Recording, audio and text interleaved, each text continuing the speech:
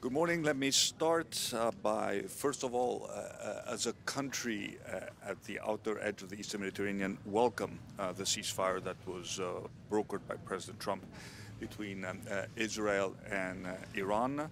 But at the same time, let me express my firm belief that permanent solutions can only be found through active diplomacy.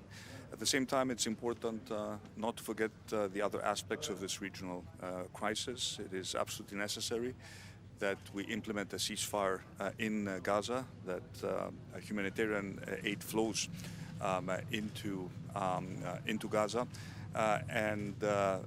This is a big component of a permanent solution to the problem of instability in the region.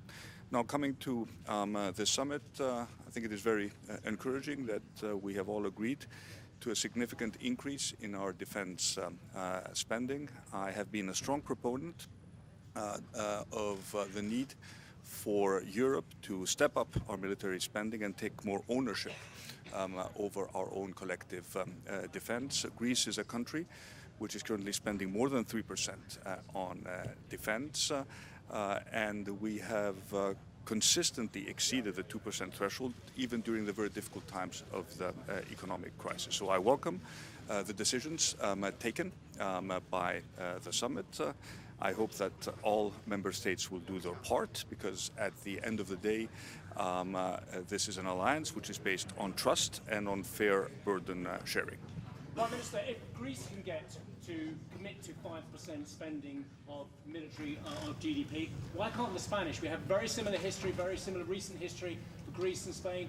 Surely you can put pressure on Mr. Sanchez to agree to a deal. Well, first of all, let me say that, as I told you before, we are currently above 3%. So we have a plan to spend more than 25 billion over the next 12 years. So we will reach the 3.5 plus 1.5% threshold by 2035. But the point of an alliance is to make sure that there is a fair burden sharing, and that there is no sense that certain countries are sort of free riding on the defense commitment of other countries. So I think it is important to understand that these targets, I think, should be binding, and they should be binding for all 32 members of the alliance. Thank you.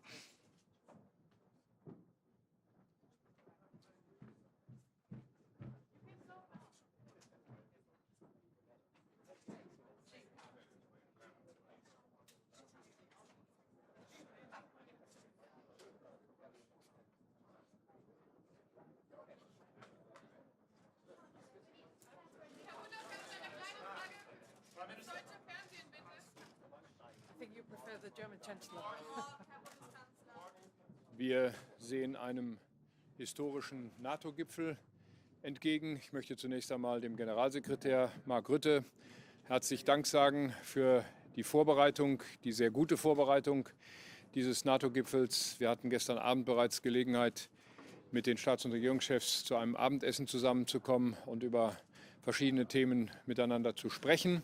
Ich gehe davon aus, dass wir heute eine gemeinsame Entscheidung treffen, die NATO in Zukunft mit wesentlich besseren Mitteln auszustatten. Wir werden einen Beschluss fassen, dass die NATO in Zukunft 3,5% und 1,5% zusätzlich für die Infrastruktur zur Verfügung stellt für unsere Streitkräfte.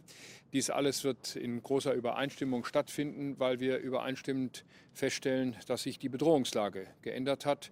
Und die Bedrohung heißt insbesondere Russland. Russland bedroht nicht nur die Ukraine, Russland bedroht den gesamten Frieden, die gesamte politische Ordnung unseres Kontinents. Und deswegen will ich herzlich Dank sagen, dass wir in dieser großen Solidarität in der NATO heute zusammenkommen. Ich will ausdrücklich sagen, die Entscheidungen, die wir treffen, treffen wir nicht, um irgendjemandem einen Gefallen zu tun, sondern wir treffen diese Entscheidungen aus eigener Erkenntnis, aus eigener Überzeugung, dass die NATO insgesamt, und dies betrifft vor allem den europäischen Teil der NATO, in den nächsten Jahren mehr tun muss, um die eigene Verteidigungsfähigkeit zu sichern. Und deswegen gehe ich mit großer Zuversicht heute in diese Beratungen und freue mich darauf, die Kolleginnen und Kollegen in der NATO zu treffen. Herzlichen Dank.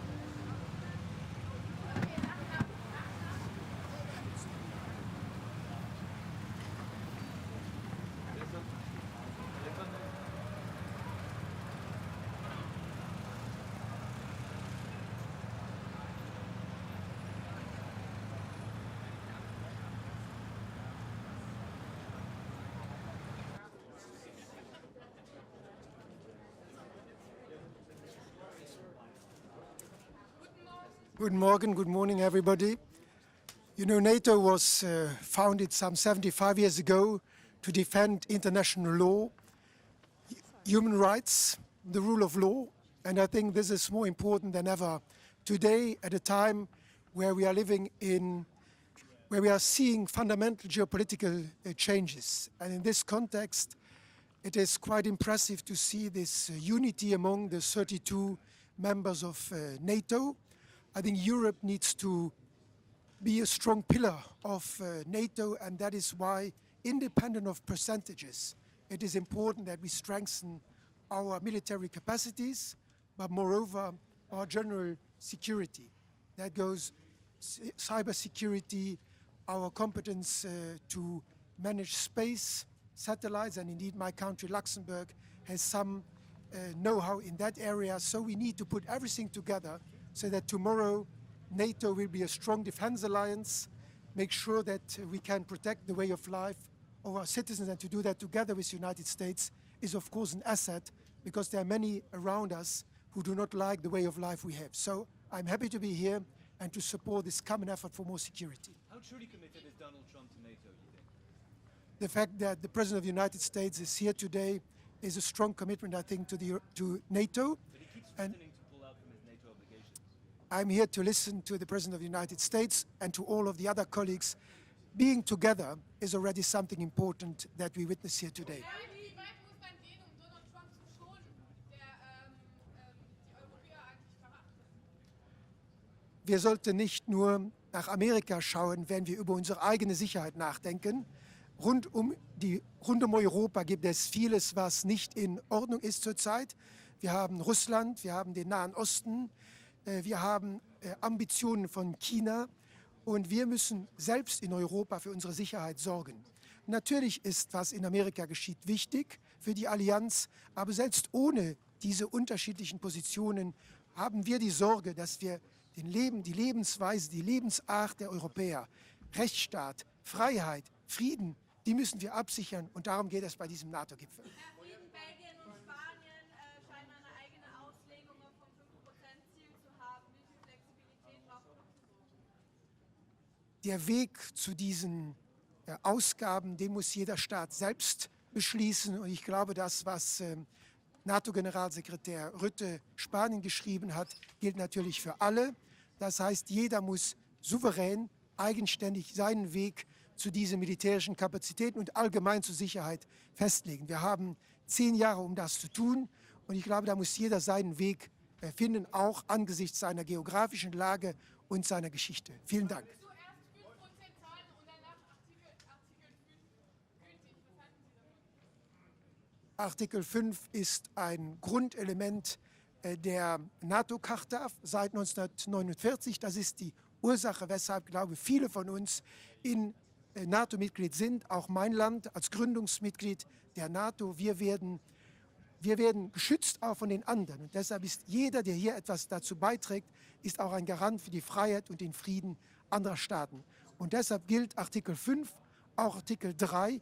Wir müssen alle etwas dazu beitragen, um Sicherheit, Frieden und Freiheit zu garantieren. Vielen Dank. Prime Minister, Luxembourg's been getting a free pass as well, hasn't it? It hasn't even got to 2% of spending yet, like the Spanish as well. Why hasn't Luxembourg got to 2% spending? And what are the hopes to get to 3.5%, sir? My government has decided to, like some others, to spend 2% by the end of this year. So we are in line with many others. And our goal is to continue to increase our collective effort in the years to come. Thank you. Are you worried about Donald Trump's kind of predictable interpretation of Article 5? Maybe it's valid for the USA? So, I would like to say that after the yesterday...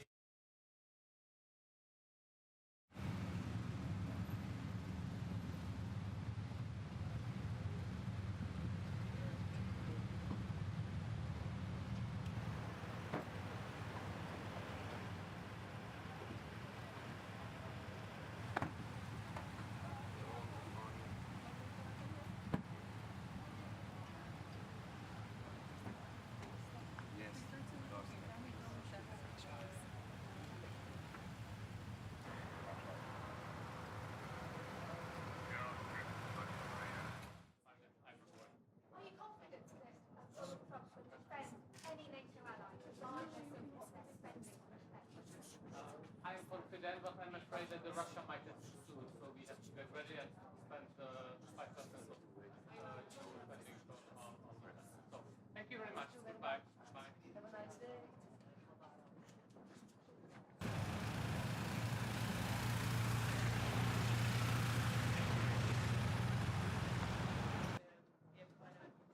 Gastar como disse ontem Marco Rutte, ouvia na mensagem que trocou com Donald Trump e que tornou pública nas redes sociais. Bom, muito bom dia. Eu queria destacar no início desta cimeira 3 aspectos que me parecem determinantes num momento que é um momento particularmente relevante da nossa aliança. Em primeiro lugar, a nova ambição que sairá deste nosso encontro no que toca ao investimento na área da segurança e defesa, com vista a termos uma aliança atlântica com maior capacidade de dissuasão e de defesa do seu espaço territorial. Para esse efeito, todos teremos de fazer um esforço e este é um marco significativo da assunção de uma corresponsabilidade, de, nomeadamente na Europa, podermos acompanhar um nível de investimento compatível com os grandes desafios para enfrentarmos as ameaças e assegurarmos aos cidadãos europeus e também aos portugueses o cumprir da nossa democracia, dos direitos fundamentais dos cidadãos, da possibilidade de continuarmos a ser uma nação soberana, com os nossos aliados a constituírem connosco um espaço de dissuasão de qualquer ameaça à nossa integralidade e ao nosso espaço. Para esse efeito, teremos de investir mais na área da defesa e a segunda nota é reiterar mais uma vez que da parte do governo português nós acompanharemos esse esforço, assumimos já o encargo de este ano atingir 2% do nosso produto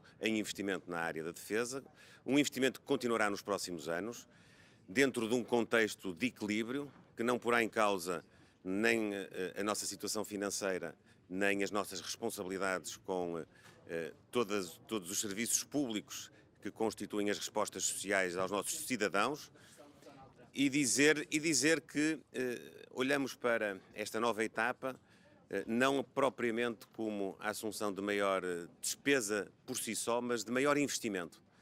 nós não queremos apenas gastar mais dinheiro, nós queremos investir mais na nossa indústria, investir mais na nossa capacidade, poder dinamizar a nossa economia, poder aproveitar os nossos recursos humanos que, do ponto de vista tecnológico, estão num estádio de vanguarda, podermos criar novas oportunidades de emprego e temos a repercussão económica deste investimento. E, em terceiro lugar, também destacar que, mais uma vez, creio que na Aliança Atlântica ficará muito claro o apoio à Ucrânia na procura de uma paz justa e duradoura, uma paz com a Ucrânia e uma paz com a Europa também.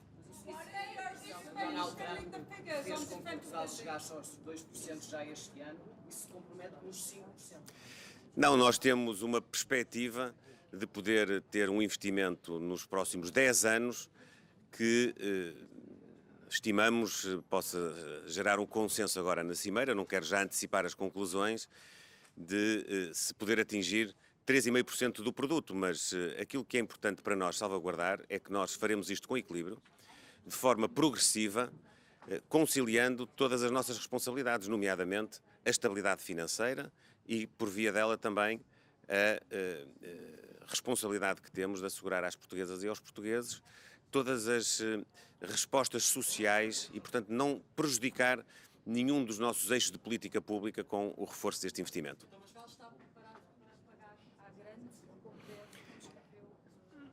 Portugal está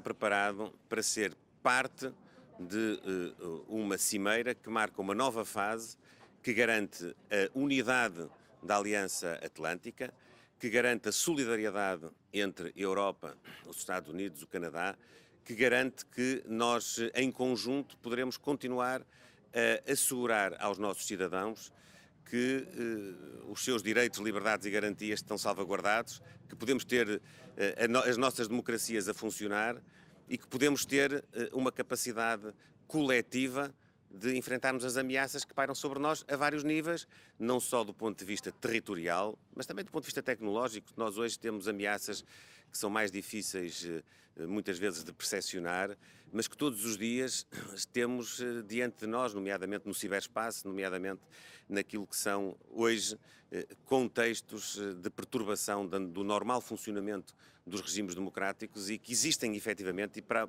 enfrentar essas ameaças nós precisamos desta solidariedade. Muito obrigado e bom trabalho. Obrigado.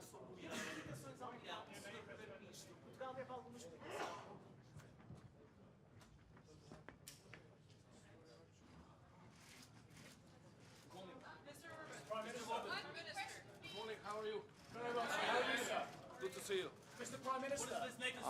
You are the Hungarians over there, okay. Mr. Prime Minister. Yeah. Are we moving to 5% from Hungary's point of view? If so, is this of a level to deter Russian aggression? And is NATO creating more problems in its relations? Too long. The question is too long. Sorry. Okay, Come back to the 5%. Yeah. 5%, With one precondition. So we are able to do it. It's not easy, but the whole calculation of budget regulation of European Union must be changed. So if we keep the regulation as it is, nobody in the European Union is able to fulfill 5%, whatever they say. So we have to recalculate everything in a different method. In that case, we can do. Aren't you fiddling the figures? Sorry? Aren't you fiddling the figures? Creative accounting. You like it? Mr. Orban, isn't it concerning that our global security depends on one man's ego, Donald Trump's? I don't think so. The international order is more based on common sense. And the President of the United States is a man of the common sense. As you have seen just recently, to manage the conflict between Iran and Israel. So he's the man of common sense. Which means that the new wars getting shorter and the old wars are running out of the fuel, which is the consequence of his activity. Sorry. Is Putin the biggest threat to Europe? Biggest threat to Europe? Losing the competitiveness. That's the real threat, not the real threat is not security-wise, it's economic and losing our competitiveness on the global trade. That's our problem. Do you think that Russia will be mentioned? Donald Trump's leadership towards NATO. Sorry? What do you think of Donald Trump's leadership? Welcome back. Do you think he deserves as much credit as Mark Rutte gave him in his private text messages styles are different in many countries. Prime Minister, do you expect Russia to be mentioned? Sorry. Do you expect that Russia will be mentioned as a threat or an adversary in a final statement after this summit? It's always mentioned like that. Do you support it? You know, I think Russia is not strong enough to represent a real threat to us. We are far stronger.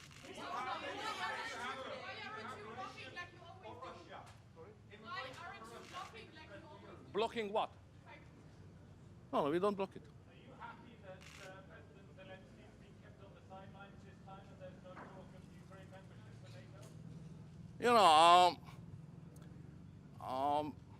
NATO has no business in Ukraine. Ukraine is not member of NATO, neither Russia. And my job is to keep it as it is. Thank you very much.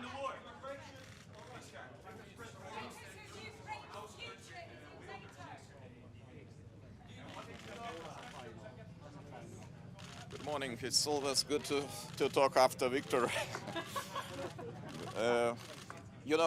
First of all, I would like to say that this is a very important meeting, and this is not about the technical details or about the decisions of secondary importance. I think we should choose the motto, make NATO great again. And in the center of this ambition is 5% level of spending. 5% do not deter. The percentages do not fight on the battlefield, but they must be translated into the cash, and the cash should be translated into real capabilities. We have to admit we are lagging behind of Russia. And Russia is producing much more equipment and ammunition as we taken together. So for Baltic countries, for the Lithuania I represent, it's pretty clear that we even don't need the transitional periods. We are ready to do our job right now, 4% this year, and next year we intend to spend 5.25% of our GDP, keeping that level of spending until 2030. I would like to extend my gratitude to President Donald Trump, because without his engagement, I can imagine that we would discuss probably the level of 2.5% with no clear outcome and positive outcome. Probably those discussions will lead to nothing. So sometimes the external pressure of our biggest ally is very useful in order to get the point, to understand the, heat of the moment and to do our job. Why we need 5% in my country? We need in order to modernize our army, to create the national division, and to be ready to grant the best conditions for our allies, for our best friends and allies, Germany, United States. The 1,000 soldiers are stationed in Lithuania, United States soldiers. We have very ambitious plan to have full-scale German brigade until 2027. So for that, we need financial resources, and we are ready to do that. Mr. President, Sorry, it's not... Mr. Orban just said that actually the biggest threat to Europe is lack of competition, lack of competitiveness. When he was asked if Mr. Putin is the biggest threat, I presume you believe Mr. Putin... I could agree with Victor in this regard, that competition is important. But we should understand very well, without the security, without our readiness to defend every inch of allied territories, all other remaining issues are just not relevant. Because if we lose our territorial integrity and independence, why we need this competitiveness? For what? Do you believe Donald Trump would come to your aid if you were attacked? Do you believe Donald Trump would come to your aid if you were attacked? I believe here in Article 5, and I think that Article 5 is very simple. One for all for one. And Lots of different interpretations. I am looking forward to hear and to listen what will be the description of Article 5. But in my understanding, Article 5 is pretty clear. But Trump keeps changing his mind. I don't think so, and I really appreciate the President Trump. If he would not interested in the future of the NATO, why he would push these 5% on the table?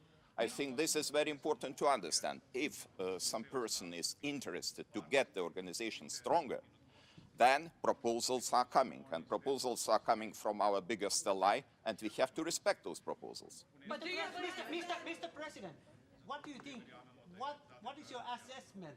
Why Russia poses so big threat to us now? What are Mr. Putin's goals at the moment? Let's go to the year 2007-2008. Mr. Putin said that the largest tragedy of 20th century was the collapse of Soviet Union. And if you listen what he's saying carefully, you will explain all the activities we faced in the recent decade, starting from Crimea, going to the war in Ukraine, and of course these threats. These threats are around us. And of course we should talk not only about Ukraine, Middle East, incidents in the Baltic Sea, almost everyday incidents, attacks against the critical infrastructure. This is our reality. This is our business as usual. And this is because of Russian activities. And of course, close ally Belarus, because Belarus is another issue, and we have very long border with Belarus, and we face another kind of hybrid activities, for example, in the form of illegal and instrumentalized migration. Mr. President.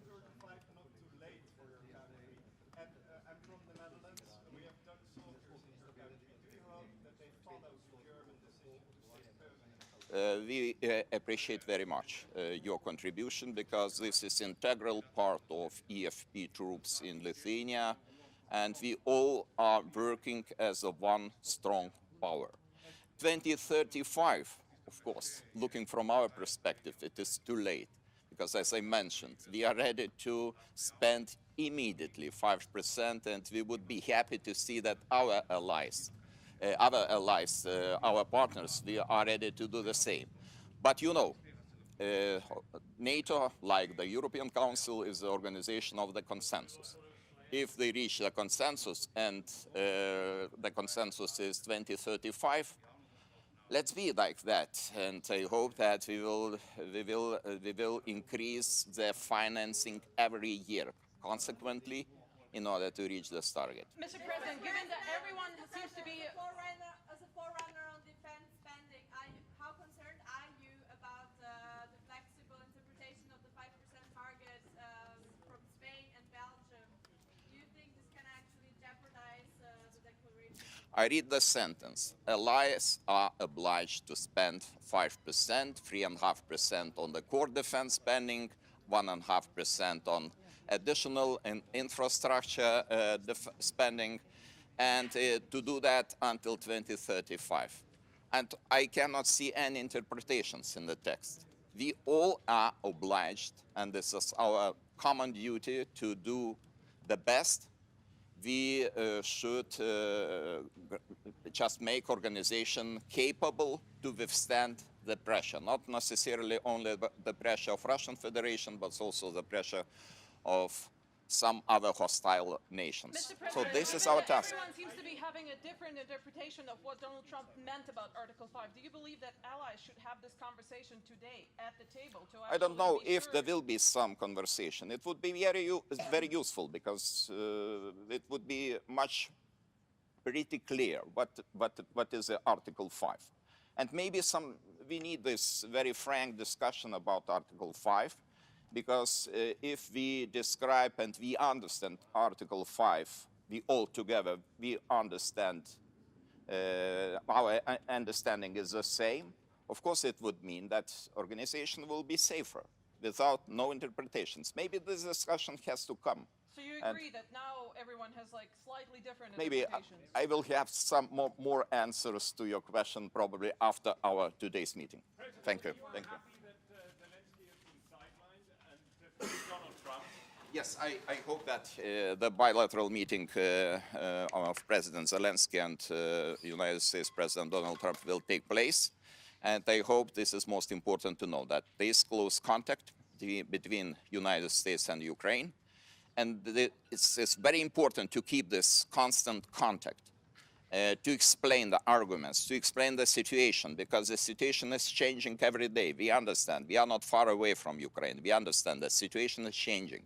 Not necessarily to the positive side, because Russia is trying to do to push the territories to go deeper into the territory of Ukraine, and probably this is a calculation of Vladimir Putin, just to imitate the negotiations, and meanwhile to attack, to occupy even larger territories of Ukraine, and maybe then somewhen sit at the table and to start peace negotiations. But I think this is not a very fair approach, and we have to resist it. Thank you.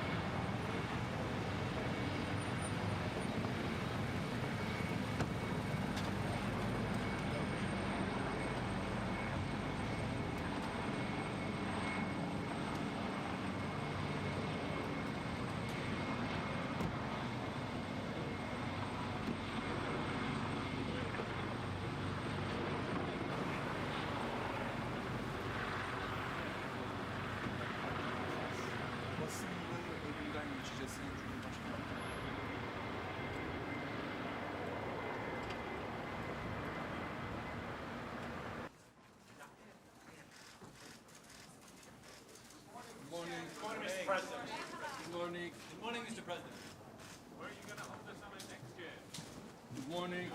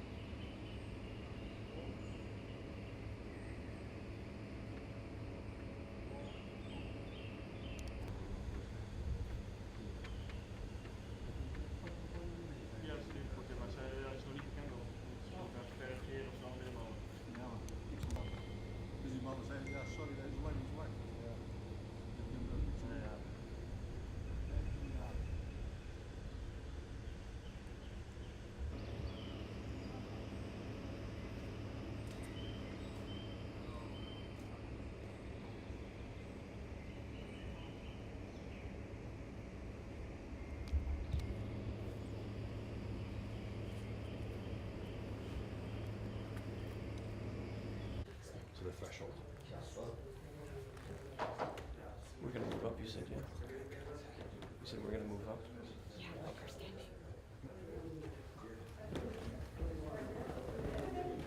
Good morning, sir. We'll start right here. And in 3, 2, 1. Somebody that's actually asking. Can you believe it? Thank you. That's amazing. So also. That's the picture we want. Yeah. Well, I hope you slept well. It was great. Yeah? Thank you all very much. Thank you very much. Wonderful. But actually, Mr. President, to tell you, that's you.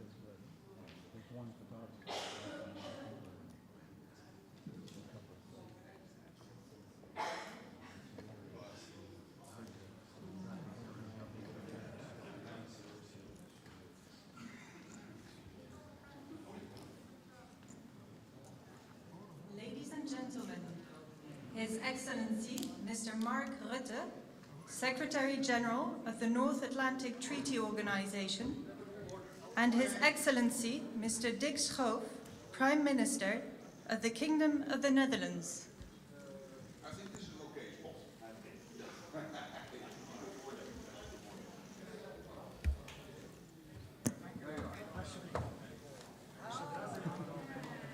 His Excellency, Mr. Bart de Wever, Prime Minister of the Kingdom of Belgium.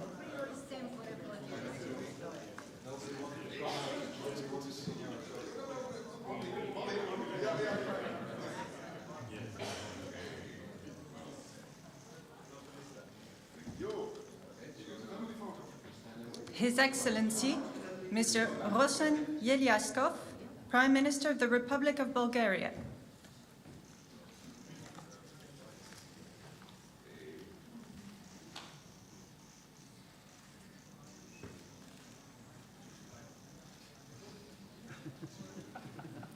Her Excellency, Ms. Gordana Siljanovska-Davkova, President of the Republic of North Macedonia.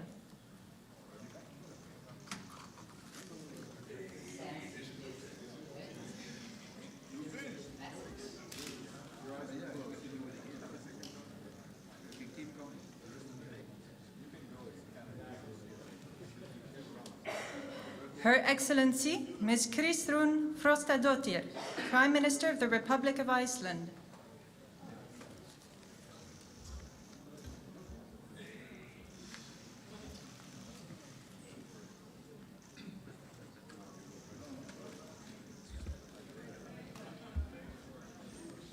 The Right Honourable Mark Carney, Prime Minister of Canada.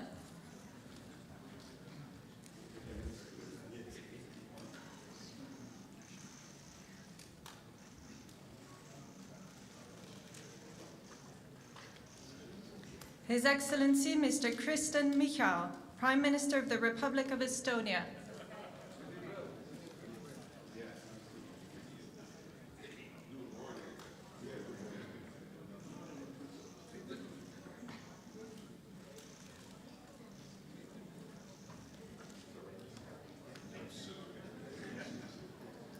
His Excellency, Mr. Peter Pellegrini, President of the Slovak Republic.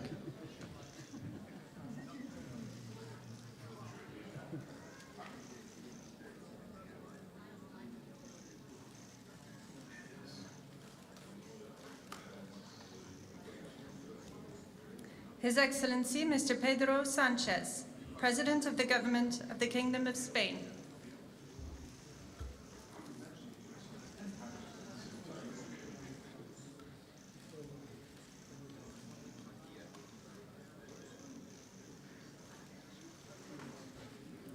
His Excellency, Dr. Robert Golob, Prime Minister of the Republic of Slovenia.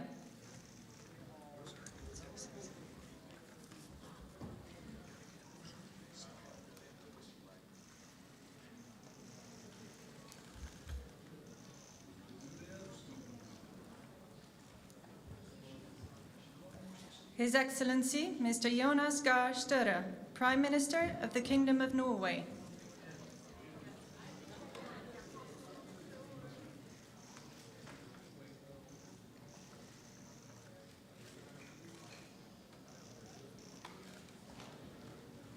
His Excellency, Mr. Edi Rama, Prime Minister of the Republic of Albania.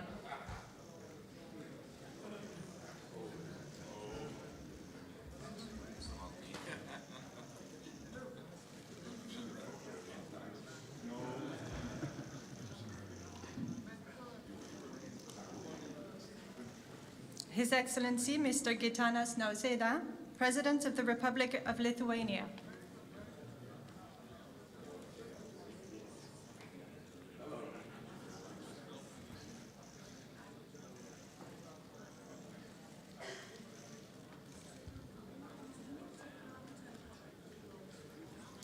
His Excellency, Mr. Andrzej Duda, President of the Republic of Poland.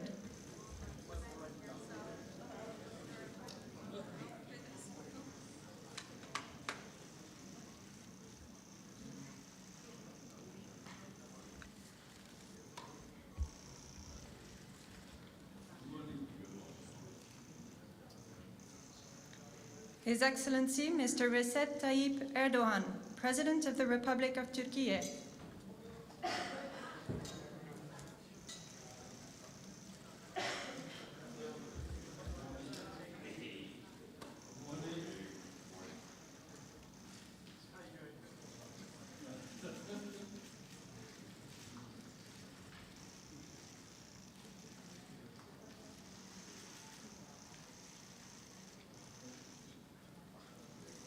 His Excellency Mr. Edgars Rinkēvičs, President of the Republic of Latvia.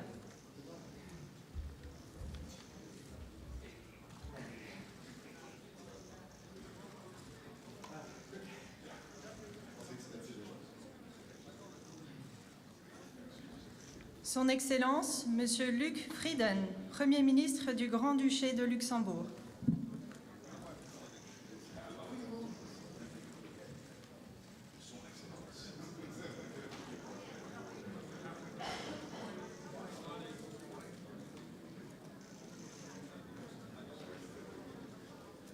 His Excellency Mr. Luis Montenegro, Prime Minister of the Portuguese Republic.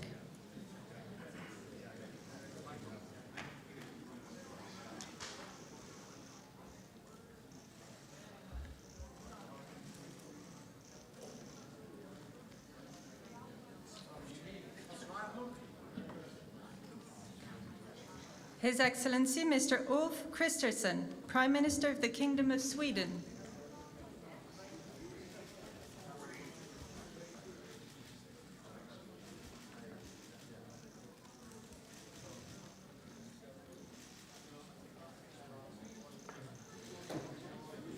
His Excellency Mr. Jakub Milatovic, President of Montenegro.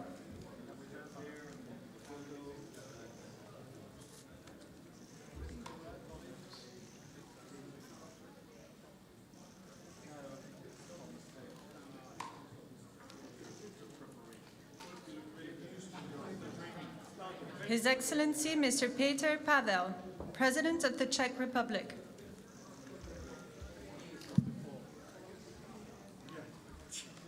Thank you for that advice. Just as I'm going up.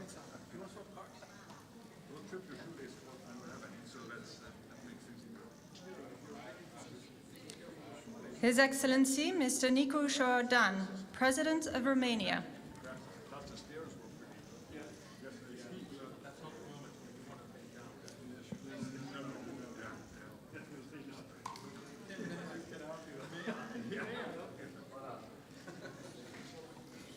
The Right Honourable Keir Starmer, Prime Minister of the United Kingdom of Great Britain and Northern Ireland.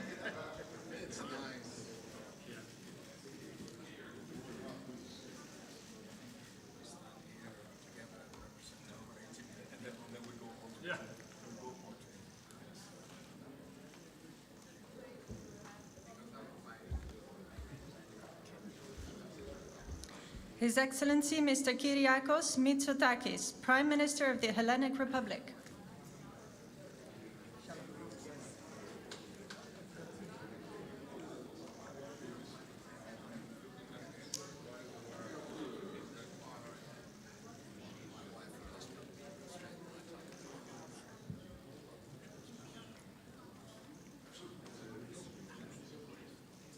His Excellency Mr. Alexander Stubb, President of the Republic of Finland.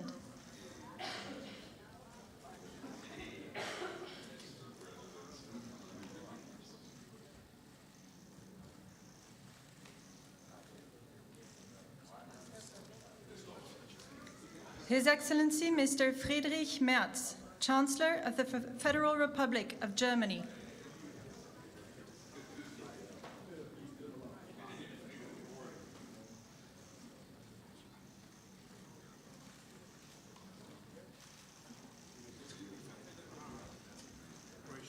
Her Excellency, Ms. Mette Frederiksen, Prime Minister of the Kingdom of Denmark.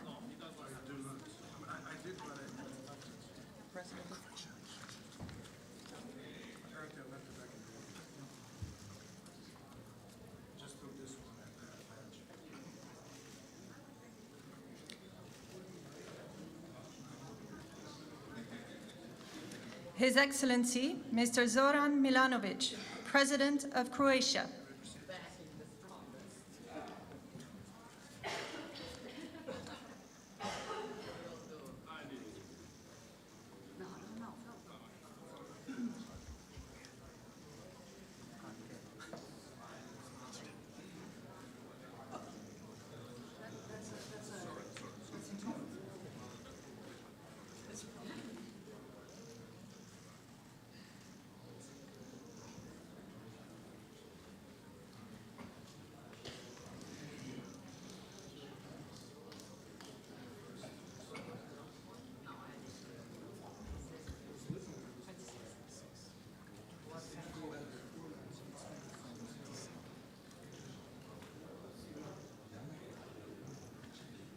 His Excellency, Mr. Viktor Orbán, Prime Minister of Hungary.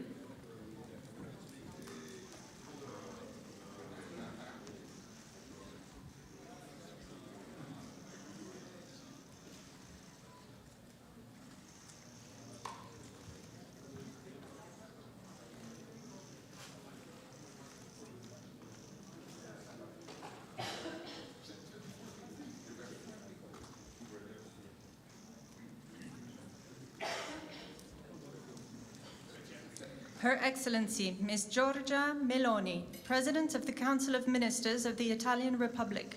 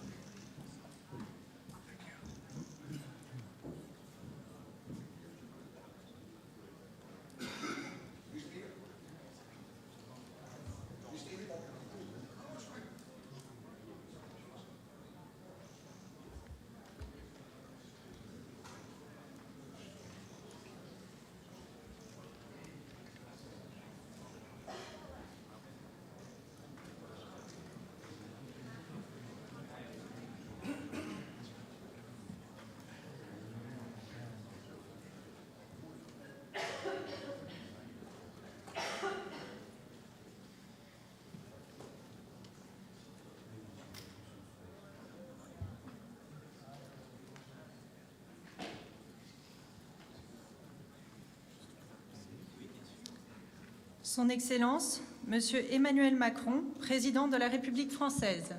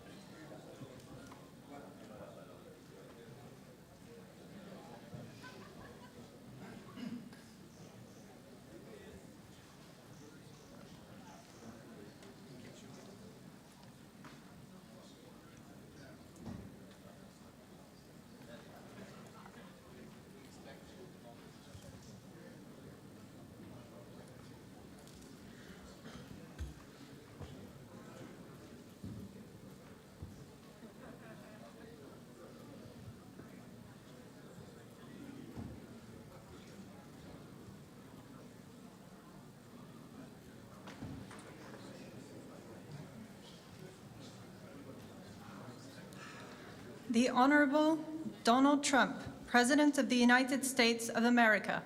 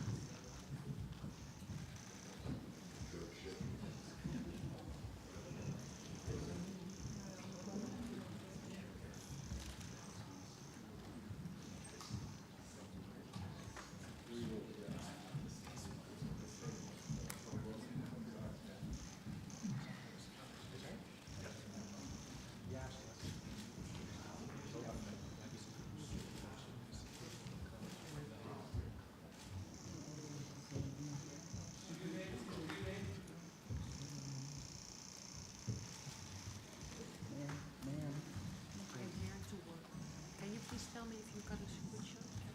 Can you see it?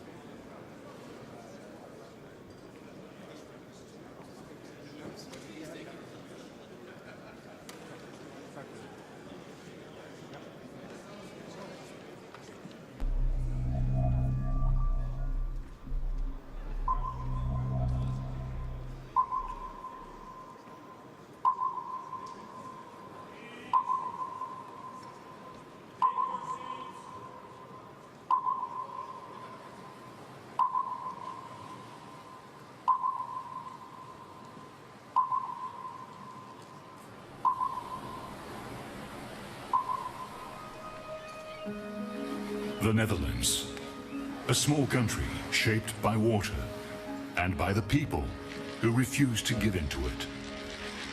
For centuries, the Dutch have battled water as generations stood, united against this force. Because safety isn't a given, it's something you build together.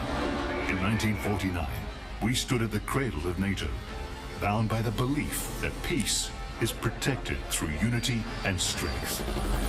Since then, NATO has shielded us, sparing 3 Dutch generations the horrors of war. As the Dutch unite against the sea, NATO allies unite to share the burden of defense and security. With deeper commitments and collaboration, we stand even stronger. Backed by partners around the world, 32 nations stand as one. We stand firm against our foes, on land, at sea, in the skies, in space, and cyberspace. Peace is our purpose, deterrence our shield, readiness our promise. NATO is not just about nations, it's about people, leaders, soldiers, citizens, each playing their part to protect the life we built for ourselves and future generations. NATO, security through strength.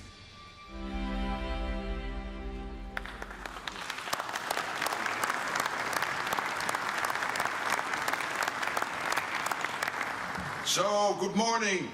Good morning to you all, and welcome to this leaders session of the North Atlantic Council. We meet at a dangerous moment for our 1 billion citizens. Russia's war against Ukraine rages on. An assertive grouping of adversaries seeks to divide and challenge us. There's war in the Middle East, terrorism poses a persistent threat, and new technologies bring opportunities, but also many serious security challenges. In the face of this, we stand together, united in NATO, the most powerful defensive alliance in world history. History has shown that North America and Europe working together is a winning combination. Our adversaries know this. Our enduring commitment to Article 5, that an attack on one is an attack on all, sends a powerful message. In this meeting, we will take historic, transformational decisions to make our people safer through a stronger, fairer and more lethal NATO. To make NATO stronger, we have a concrete plan for all allies to spend 5% of GDP on defense. It will go towards core defense as well as defense and security-related investments. This decision is deeply rooted in our core mission and is required to resource our plans and readiness. This will also make NATO fairer, to ensure anyone and everyone contributes their fair share for our security. For too long, one ally, the United States, carried too much of the burden of that commitment, and that changes today. President Trump, dear Donald, you made this change possible. Your leadership on this has already produced $1 trillion in extra spending from European allies since 2016. And the decisions today will produce trillions more for our common defense to make us stronger and fairer by equalizing spending between America and America's allies. Allies will also agree to further increase defense production so that our armed forces have everything they need. That means a huge expansion of our defense industrial base on both sides of the Atlantic. That's good for our security, it's good for our economies and good for our jobs. Our decisions include continuing our support to Ukraine, while also pushing for a just and lasting peace. We all want the bloodshed to stop. We call on Russia to end its aggression against Ukraine. Let me now turn to Prime Minister of the Netherlands, Dick Schoof, whose government and people are graciously hosting us here. Thank you to the media for joining us. We will continue our discussions in just a moment, but first, and with the media here, please, Dick Schoof, your introductory remarks. Thank you, Mark. Colleagues, friends, allies, on behalf of the Dutch government, welcome to The Hague. This is the NATO summit, the first NATO summit ever to be held in the Netherlands. And we are honored to have you here in the city. It has been speaking in the language of peace and justice ever since the first Hague Peace Conference was held in 1899. I'm convinced that after today, The Hague will also be known as a city of collective purpose, unity and resolve.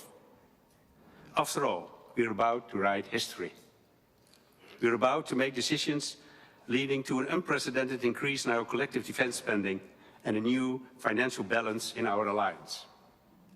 Both are urgent, both are necessary, and both will help make our transatlantic bond even stronger, so we can do justice to our founding principles of democracy, liberty and the rule of law, as laid down in the Washington Treaty.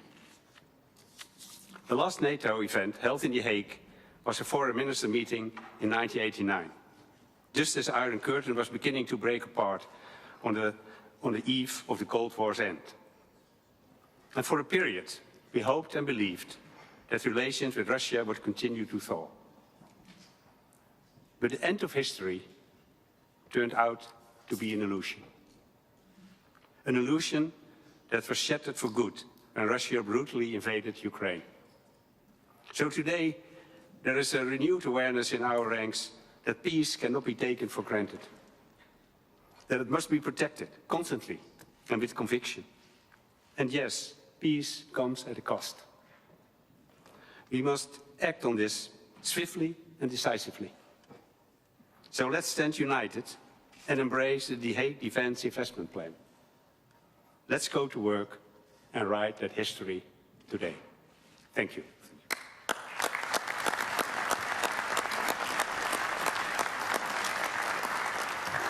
So thank you for the media for joining us, but in the spirit of democracy, I have to ask you to leave the room now. Thank you.